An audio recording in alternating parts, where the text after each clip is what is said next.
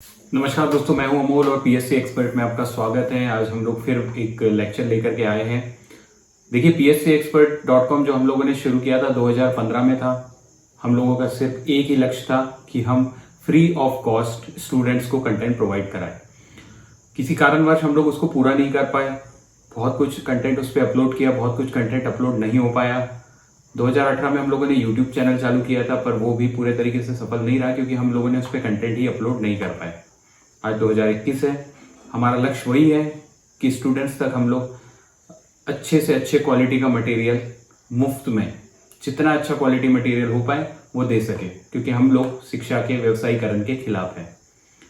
ठीक है, तो उसी सीरीज में आज से हम लोग एक नए लेक्चर सीरीज शुरू कर रहे हैं। उस लेक्चर सीरीज का जो विषय है वो होगा इंडियन पॉलिटी। इंडियन पॉलिटी में हम लोग आज के लेक्चर में समझेंगे कि इंट्रोडक्शन क्या है, इंडियन पॉलिटी को कैसे पढ़ना है, किसको कितना पढ़ना है। ये लेक्चर यूपीएससी की तैयारी करने वालों के लिए, एमपीपीएससी की तैयारी करने वालों के लिए तो इम्पोर्टेंट है ही। साथ ही जो लोग एसएससी या रेलवेज की तैयारी कर रहे हैं, या वो लोग जो किसी भी तरीके से ऐसे सब्जेक्ट की तैयारी कर रहे हैं जिसमें जनरल स्टडीज एक सब्जेक्ट होता है, उन लोगों के लिए लेक्चर सीरीज बहुत इंपॉर्टेंट होने वाली है। प्री मेंस दोनों के हिसाब से हम लोग पढ़ेंगे ताकि हम लोगों को एक बार में ही सारी चीजें क्लियर होती चली जाए। आइए शुरू करते हैं हम लोग लेक्चर। ठीक है, तो ये हमारा लेक्चर 1 होने वाला है, जिसको हम लोग बात करेंगे इंट्रोडक्शन ऑफ इंडियन पॉलिटी। देखिए, इंडियन पॉलिटी को हिंदी में कहते हैं भारतीय राज्य व्यवस्था। जैसा इसका नाम है वैसे इसका अर्थ है कि भारत में राज्य व्यवस्था कैसी है, राज्य व्यवस्था किन किन कैसे स्ट्रक्चर से वो बनी हुई है, किन एक्ट के बाद वो डेवलप हुई है, कितना समय उसमें लगा, कितने उतार चढ़ाव उसमें आए, और आज हम 2021 में जहाँ खड़े हैं वहाँ के जो लॉज बने हैं या जो कॉन्स्टिट्यूशन बना है वो किस तरीके से बना और क्या उसका मूल स्वरूप था, वो सब हम जानेंगे। कहाँ से कहानी शुरू होती है, कहाँ को खत्म होती है, वो सब हम इस लेक्चर सीरीज में पढ़ने वाले हैं। तो आज हम लोग सिर्फ ओवरव्यू देखेंगे कि इस लेक्चर में हम लोगों को क्या क्या पढ़ना है और कैसे पढ़ना है। आइए शुरू करते हैं लेक्चर सीरीज। अगर मैं एग्जाम की बात करूं तो सबसे पहले हम लोगों के जो एग्जाम्स होते हैं, अगर मैं यूपीएससी और एमपीपीएससी के बारे में बात करूं तो हम लोगों के 3 फेज में एग्जाम होते हैं, प्रीलिम्स, मेंस और इंटरव्यू। अगर मैं इंडियन पॉलिटी की प्रीलिम्स की बात करूं और अगर मैं यूपीएससी के लिए बात करूं तो यहाँ पे आपको फैक्ट भी पढ़ना होगा और कॉन्सेप्ट भी पढ़ना होगा। कॉन्सेप्ट इसलिए क्योंकि यूपीएससी सीधे सीधे प्रश्न नहीं पूछता है। यूपीएससी अपने प्रश्न में हमेशा घुमावट लाएगा, हमेशा कुछ कंफ्यूजिंग एलिमेंट्स लाएगा। तो आपको कॉन्सेप्ट पता होना चाहिए कि ये चीजें होती है तो क्यों होती है, पार्लियामेंट्री फॉर्म ऑफ सिस्टम काम करता है तो कैसे करता है, प्रधानमंत्री की क्या क्या सर्विसेज है वो सब आपको पता होना चाहिए, या प्रधानमंत्री की क्या क्या शक्ति है वो सब। तो इस प्रकार से कॉन्सेप्ट आपको पता होना। फैक्ट की अगर मैं बात करूं तो फैक्ट में बहुत सारी चीजें आ जाती हैं। फैक्ट में किस तारीख में क्या हुआ, किस कमेटी का अध्यक्ष कौन था, संविधान कैसे बना, संविधान सभा का गठन कब हुआ, और किस सन में कौन सा एक्ट आया, उस एक्ट की खासियत क्या थी, उस एक्ट का प्रभाव भारतीय व्यवस्था पे क्या पड़ा, वो सारी चीजें वहां पर काम करेगी। और अगर मैं सिर्फ एमपीपीएससी की बात करूं तो एमपीपीएससी में देखिए प्रीलिम्स में तो आपको फैक्ट ही पढ़ना होगा, क्योंकि एमपीपीएससी का जो प्रीलिम का पेपर आता है उसमें जनरली फैक्ट ही पूछे जाते हैं। और भारतीय राज्य व्यवस्था से या इंडियन पॉलिटी से 3 या 4 क्वेश्चन से ज्यादा आते हैं उसमें, लेकिन वो फैक्ट आते हैं। शायद ही वो घुमा के क्वेश्चन आएंगे। 2020 में सिलेबस चेंज हुआ है एमपीपीएससी का, उस सिलेबस के बाद हो सकता है क्वेश्चन की संख्या बढ़कर के 10 हो जाए। तो आपको यहाँ पर फैक्ट पढ़ना है, बट प्रीलिम्स की बात हो रही है।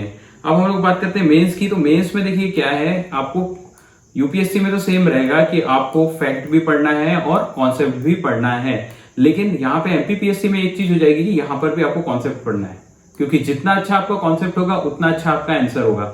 जितना अच्छा आपका आंसर होगा उतने ज्यादा नंबर आप मेंस में स्कोर कर पाएंगे और इंटरव्यू देने के बाद मेरिट में आ पाएंगे। तो इस चीज का आप ध्यान रखेंगे कि यहाँ पर हम लोगों को कॉन्सेप्ट भी पढ़ना है। अब इस जो कोर्स का कंटेंट है, वो कोर्स के कंटेंट में हम दोनों चीजें पढ़ेंगे। हम फैक्ट भी पढ़ेंगे हम लोग, और हम लोग कॉन्सेप्ट भी समझेंगे। तो इस कंटेंट में हम लोग सबसे पहले यूपीएससी के लिए अगर मैं बात करूं तो यूपीएससी के लिए इसको 3 भागों में बांटा हुआ है। ठीक है, 3 भागों में बांटा हुआ है। जैसे प्री कॉन्स्टिट्यूशन एरा, देखिए हम सभी जानते हैं कि भारत आजाद 1947 में हुआ और संविधान बनना 1946 में शुरू हुआ था, जो 1950 तक चला। लेकिन इन सबके पहले अंग्रेज हमारे यहाँ सन 1600 से एक कंपनी बन करके आए थे और कंपनी बनने के बाद उन लोगों ने धीरे धीरे धीरे धीरे यहाँ के सारे एडमिनिस्ट्रेशन को, सारे छोटे छोटे राज्यों को एक तो नहीं किया, लेकिन उस पर कब्जा करके वहां पे गवर्नेंस उनने शुरू कर दिया था। मतलब वहां का एडमिनिस्ट्रेशन पूरे तरीके से उनने अपने हाथ में ले लिया था। उसके लिए उन लोगों ने कई सारे एक्ट लाए जो शुरू होते हैं 1773 से और वो चलते हैं 1858 तक। 1857 में हम सभी जानते हैं कि बहुत बड़ी क्रांति हुई थी, जिसको द रिवोल्ट ऑफ 1857 भी कहा जाता है, भारत की पहली स्वतंत्रता क्रांति भी कहा जाता है। उसके बाद ये 58 के बाद 1858 में सारी जो चीजें निहित है वो सीधे पहुंच जाती है अंग्रेजों के हाथ में, और वहां से फिर एक नई सीरीज चालू होती है एक्ट की। तो वो हम लोग पढ़ेंगे 1947 तक वो एक्ट पूरे चले। फिर हम लोग देखेंगे कि 1946 में कॉन्स्टिट्यूशन कैसे बनना चालू हुआ, कॉन्स्टिट्यूशन के क्या क्या पेज थे, कॉन्स्टिट्यूशन बनाते समय लोगों की क्या क्या मांगे थी, क्या क्या चीजें उसमें निहित कराई, कौन सी चीज कहां से ली गई, किस तारीख पे क्या हुआ, कब ये सब कंप्लीट हुआ, कितना समय लगा, किन लोगों ने इस बारे में अपना क्या विचार दिया था, कैसे हम लोगों ने संविधान को बनाया। और हम लोग देखेंगे इसके बाद जो तीसरा और सबसे इंपॉर्टेंट पार्ट आता है कि 1947 में आजादी मिलती है, 1950 में संविधान बनना शुरू होता है। 1950 से लेकर के 2021 तक हम लोगों ने समय समय पर संविधान को संशोधित किया, जिसको कॉन्स्टिट्यूशनल अमेंडमेंट कहते हैं। तो वो संविधान संशोधन की जरूरत क्यों पड़ी, कैसे हम लोगों ने संविधान को संशोधित किया, किस कारण से किया, तो वो सब हम लोग जानेंगे, कितने बार किया। तो ये 3 पार्ट हो जाएंगे यूपीएससी के लिए। एमपीपीएससी की अगर मैं बात करूं तो एमपीपीएससी में भी ये तीनों पार्ट आएंगे, लेकिन एमपीपीएससी में एक चौथा पार्ट और आ जाता है जिसको हम कहेंगे इंडियन पॉलिटी का स्ट्रक्चर, जो कि एमपी में। देखिए यहाँ क्या है, भारत जो है वो अलग अलग राज्यों से बन करके बना वाला एक देश है। तो राज्यों की भी अपने अपने स्ट्रक्चर वहां पे है, जिसमें जनरली लोकल बॉडीज और अपने एक प्रशासन का ढांचा हर राज्य ने अलग अलग बनाया हुआ है, अलग अलग पावर्स वहां के अधिकारियों को दी हुई है। तो ये हम मध्य प्रदेश के पर्सपेक्टिव से समझेंगे कि मध्य प्रदेश को कैसी पावर दी गई है, मध्य प्रदेश में अधिकारियों का स्ट्रक्चर क्या है, और ये प्योरली एमपीपीएससी वालों के लिए होगा। रेस्ट ऑफ द जो अपना कोर्स कंटेंट है वो लगभग सारे कॉम्पिटिटिव एग्जाम्स में काम आएगा, फ्रॉम यूपीएससी टू रेलवे। ठीक है, अब आगे चलते हैं कि कोर्स कंटेंट की तो ये बात हो गई। अब कोर्स कंटेंट को थोड़ा सा डिटेल में और समझ लेते हैं। प्री कॉन्स्टिट्यूशन एरा में हम लोग कहां से शुरू करेंगे, तो प्री कॉन्स्टिट्यूशन एरा में सबसे पहले हम लोग देखेंगे कि बेसिक डेफिनेशन क्या होती है। ठीक है, बेसिक डेफिनेशन क्यों समझना जरूरी है, क्योंकि जब आप कॉन्स्टिट्यूशन पढ़ रहे हैं या इंडियन पॉलिटी पढ़ रहे हैं तो आपको डेफिनेशंस आनी चाहिए कि डेमोक्रेसी क्या होता है, सोवेरिजन क्या होता है, सेक्युलरिज्म क्या होता है, कम्युनिस्ट क्या होते हैं, कैपिटलिस्ट क्या होते हैं, ये सारी चीजें आपको आनी चाहिए। अगर इसका कोर कॉन्सेप्ट आपको पता नहीं होगा तो बहुत सारी चीजें आपको परेशान करेगी बाद में। तो बेहतर होगा कि पहले इस कोर कॉन्सेप्ट को क्लियर कर ली जाए। उसके बाद हम लोग पढ़ेंगे वही, जैसे एक्ट की बात करी थी मैंने, संविधान बनने के पहले जितने भी एक्ट आए, जितने भी काम हुए वो। ठीक है, उसके बाद आगे चलते हैं आगे हम लोग देखेंगे कि संविधान कैसे बना, संविधान बनने के लिए क्या क्या प्रक्रिया उस समय हुई थी, क्या क्या मुख्य तारीखें थी, क्या क्या सोच थी, किन संविधान निर्माताओं ने अपना क्या क्या एफर्ट उसमें दिया। जैसे ड्राफ्टिंग कमेटी के अध्यक्ष बाबा साहब अम्बेडकर थे, भीमराव अम्बेडकर थे, जिन्होंने अपना काफी सारा अपना मूल्य उसमें दिया, काफी अपना एक्सपर्टीज उसमें दी। तो वो कैसे दी, किन किन देशों से हम लोगों ने क्या क्या चीजें लाई, तो ये सारी चीजें हम लोग प्री कॉन्स्टिट्यूशन एरा में पढ़ेंगे। ठीक है, उसके बाद कॉन्स्टिट्यूशन की बात करें तो कॉन्स्टिट्यूशन में हम लोग क्या क्या पढ़ेंगे। देखिए कॉन्स्टिट्यूशन में बहुत सारे पार्ट्स हैं, हम लोग सारे उसको एक एक करके पढ़ेंगे। सबसे पहले हम लोग शुरू करेंगे प्रीम्बल से, हिंदी में इसको कहते हैं प्रस्तावना। अब देखिए प्रस्तावना में क्या होता है, जो भी संविधान की आत्मा है उसको प्रस्तावना कहते हैं। प्रस्तावना एक पैराग्राफ, 2-3 पैराग्राफ को मिला करके एक पूरा वर्ड है जो संविधान के पहले पेज में है, या प्रस्तावना जिसको कहते हैं, उसमें संविधान की आत्मा निहित है। मतलब संविधान कैसे होगा, क्या होगा, कैसे काम करेगा, वो सारे वर्ड्स उसमें मिल जाएंगे। उसको हम लोग डिटेल में पढ़ेंगे। अच्छा, उसको पढ़ने का फायदा क्या है? उसको पढ़ने का फायदा बस इतना है कि आपको संविधान के बारे में ये चीज समझ में आ जाएगी कि संविधान की आत्मा कैसी है, संविधान क्या सोचता है, और उस समय जो लोगों ने संविधान बनाया वो लोग क्या सोच रहे थे। ठीक है, तो इसका फायदा क्या होगा? इसका फायदा ये होगा कि आप जब मेंस का पेपर लिखोगे तो आपको बहुत सारी आइडियोलॉजी के बारे में चीजें पता होगी। अगला पॉइंट हम लोग पढ़ेंगे सिटीजनशिप। जी हाँ, सिटीजनशिप संविधान में आता है, आर्टिकल 6 to 11 ये चलता है। आर्टिकल 6 to 11 में हम लोग आर्टिकल 5 to 11 ये चलता है। 5 to 11 में हम लोग देखेंगे कि भारत की नागरिकता आप कैसे प्राप्त कर सकते हो। 1947 में भारत की नागरिकता किन लोगों ने प्राप्त की थी, कैसे प्राप्त की थी, पाकिस्तान से आने वाले, बांग्लादेश से आने वाले। और अभी रिसेंटली एक डेवलपमेंट हुआ था जिसके विरोध में शाहीन बाग जैसे प्रोटेस्ट हुए थे, तो वो क्यों हुए थे, कैसे हुए थे, ये सब हम लोग यहाँ पे देखेंगे। अब उसके बाद आता है फंडामेंटल राइट, ये सबसे महत्वपूर्ण है, ये लगभग संविधान की सबसे महत्वपूर्ण सेक्शन होगा, इसमें सबसे इंपॉर्टेंट सेक्शन होगा। इसमें हम लोग समझेंगे कि हम लोगों को क्या क्या राइट्स मिले हुए हैं कॉन्स्टिट्यूशन के द्वारा। उसके बाद अगला पार्ट आ जाएगा डायरेक्टली डीपीएसपी। देखिए जनरली ये वाला पार्ट जो है, ये पार्ट को हम लोग डिटेल में देखेंगे, क्योंकि इसमें ये बताया गया है कि राज्य को कैसे काम करना चाहिए, एक स्टेट कैसे काम करना चाहिए, कैसे जनता के हित में वो काम करना चाहिए। इसमें जो चीजें आएगी वो कहीं ना कहीं फिलोसॉफी से रिलेटेड है, फिलोसॉफिकल है, पर इसको भी हम लोग पढ़ेंगे, ठीक है। उसके बाद अगला आ जाता है मौलिक कर्तव्य, फंडामेंटल राइट्स इसमें आ जाता है, फंडामेंटल ड्यूटीज इसमें आ जाता है, 51A हो जाता है। तो 51A में हम लोग इसको पढ़ लेंगे कि 51A में हम लोग देखेंगे कि हम लोगों के पास क्या क्या फंडामेंटल ड्यूटीज है, क्योंकि कॉन्स्टिट्यूशन तो ठीक है, कॉन्स्टिट्यूशन बना हुआ है हमारे लिए, लेकिन हमारी भी कुछ ना कुछ ड्यूटीज वहां पे बनेगी संविधान के प्रति, देश के प्रति, देश के कानून के प्रति। तो वो हम लोग यहाँ समझेंगे कि फंडामेंटल ड्यूटीज क्या क्या है। उसके बाद बहुत इंपॉर्टेंट पार्लियामेंट्री सिस्टम, क्योंकि पार्लियामेंट से ही हमारा देश चलता है, कानून बनते हैं, सारी चीजें होती है। तो पार्लियामेंट्री सिस्टम काम कैसा करता है, राष्ट्रपति के पास क्या क्या शक्तियां होती है, प्रधानमंत्री के पास क्या क्या शक्तियां होती है, उपराष्ट्रपति किस काम के होते हैं, मतलब क्या काम वो करते हैं। तो यहाँ पे पार्लियामेंट्री फॉर्म ऑफ सिस्टम हम लोग देखेंगे, राज्यसभा, लोकसभा, इन सब के बारे में, इन सब के चुनाव। और सबसे इंपॉर्टेंट ये है कि उस समय के लोग क्या सोच रहे थे जब संविधान बना, और उस समय के लोगों की क्या सोच थी पार्लियामेंट्री फॉर्म ऑफ सिस्टम को। तो आप समझेंगे कि उस समय के लोग क्या सोच रहे थे, और आज हम लोगों ने चीजों को फ्रेगमेंटेड करते करते या उसको अल्टरेशन करते करते कहां पहुंचा दिया है। तो हम लोग देखेंगे पार्लियामेंट्री फॉर्म ऑफ सिस्टम, उसके बाद सेंट्रल गवर्नमेंट, उसके बाद स्टेट गवर्नमेंट, और उसके बाद लोकल गवर्नमेंट। लोकल गवर्नमेंट मतलब पंचायती राज, 73, 74 कॉन्स्टिट्यूशनल अमेंडमेंट, ठीक है। इसको हम लोग पढ़ेंगे, डिटेल में पढ़ेंगे आगे।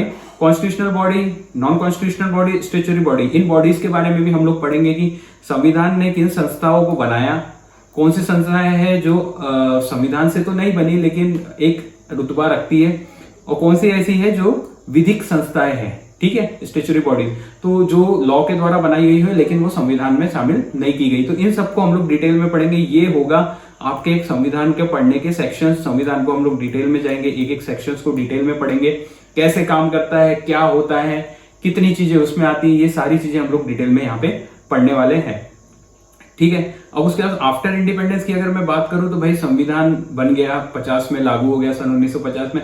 उसके बाद आज हम लोग 2021 में बैठे हुए हैं, तो वहां पे आपको कितने अमेंडमेंट गवर्नमेंट ने किए और क्यों किए, बहुत कम लोग जानते हैं कि पहले वोट देने की जो आयु थी वो 21 वर्ष थी, बाद में उसको 18 वर्ष कर लिया। ये किस कॉन्स्टिट्यूशनल अमेंडमेंट में हुआ, कमेंट में जरूर बताना अगर आपको पता है तो किस कॉन्स्टिट्यूशनल अमेंडमेंट में ये हुआ। उसके बाद मैं बात करूं तो 2004 के अंदर मुलायम सिंह यादव जी ने जब अपनी सरकार बनाई थी, 2004 या 2003 में मुलायम सिंह यादव ने जब अपनी सरकार बनाई थी, तो मुलायम सिंह यादव ने बहुत सारे मिनिस्टर्स अपने में रख लिए थे। तो गवर्नमेंट ने एक नया कॉन्स्टिट्यूशनल अमेंडमेंट लेकर के आया कि जितनी आपकी विधानसभा की सीटें होगी उसके 15% ही आप अपने मंत्रिमंडल में शामिल कर सकते हैं। तो ये कैसे हुए, तो ये सारी चीजें हम लोग पढ़ेंगे डिटेल में कि कॉन्स्टिट्यूशनल अमेंडमेंट कैसे हुए, ठीक है। उसके बाद हम लोग देखेंगे कि पॉलिटिकल सिस्टम जो इमर्ज हुआ है पिछले 70 साल में, कि हमारे राजनीतिक दल कैसे बने, राजनीतिक दलों ने किन किन चीजों को डेवलप किया, कैसे समय समय पे राजनीतिक दलों ने अपनी सरकारें बनाई और उन सरकारों ने संविधान का कैसे पालन किया, कैसे संविधान के सारे क्लॉज वहां पे लगे। तो जो मेजर इवेंट थे वो सारे इवेंट हम लोग यहाँ कवर कर लेंगे, क्योंकि देखिए क्या होता है, एक एग्जाम्पल लेकर के चलते हैं। जब संविधान बना था तो संविधान बनने के बाद संविधान जिन्होंने बनाया था वो ये चाहते थे कि जो व्यक्ति प्रधानमंत्री बने वो इलेक्टेड हो, ऐसी उनकी सोच थी, पर वो संविधान में ऐसा लिखे नहीं थे। उन्होंने लिख दिया था कि राज्यसभा या लोकसभा का मेंबर होना चाहिए। तो राज्यसभा का मेंबर हम सभी जानते हैं कि वो चुने हुए नहीं होते हैं। तो हमारे मनमोहन सिंह साहब 10 साल राज्यसभा के मेंबर रह के प्रधानमंत्री रहे, वो चुने हुए नहीं थे, जबकि उनकी आत्मा ये कह रही थी, संविधान बनाने वालों की सोच ये थी कि व्यक्ति जो प्रधानमंत्री बने वो कहीं ना कहीं सीधे जनता के द्वारा चुन के आए। खैर ये टेक्निकलिटी है, इसको हम लोग समझेंगे, इसको हम लोग बात करेंगे आगे। हम लोग चलते हैं इसमें, तो जो भी इंपॉर्टेंट लॉज, देखिए समय समय पे सरकार ने कानून बनाए, ठीक है। अभी रिसेंटली पता हो तो 3 कृषि कानून पे विरोध चल रहा है, वो विरोध चल रहा है, कानून बन गए हैं। तो ऐसे ही कानून 1950 से लेकर 1970 तक आए। वो इंपॉर्टेंट कानून कौन कौन से हैं, जो भी इंपॉर्टेंट एक्ट है वो देखिए, कुछ इन्वायरमेंट रिलेटेड एक्ट है, आईटी एक्ट पकड़ लूँ मैं 1999 का या 2000 का, जब भी आईटी एक्ट बना था, आईटी एक्ट हो गया या और भी कोई एक्ट हो गए। तो ऐसे एक्ट जब जब बने उन एक्ट को भी हम लोग डिटेल में यहाँ पे पढ़ने वाले हैं, ठीक है। और हम लोग इसके बाद देखेंगे जो भी चीज इसमें और भी छूट जाएगी या कुछ भी ऐसे। देखिए अदर्स में जनरली हम लोग वो पढ़ेंगे, कई सारे वाद हुए थे। केशवानंद भारती का नाम आपने जरूर सुना होगा यदि आपने संविधान पूरा पढ़ा है तो। केशवानंद भारती साहब ने बहुत बार सिस्टम को कोर्ट में खींचा, बहुत बार सिस्टम को कोर्ट में ले जाकर के चीजों को वहां पे संविधान में गलत ठहराने की कोशिश की, या उनके हिसाब से वो अमेंड होना चाहिए या सही होना चाहिए था। केशवानंद भारती है, और भी ऐसे केसेस हैं जहां पे केसेस हुए और सुप्रीम कोर्ट ने अपने, क्योंकि सुप्रीम कोर्ट जो है वो प्रोटेक्टर है, ठीक है, वो प्रोटेक्टर है कॉन्स्टिट्यूशन का।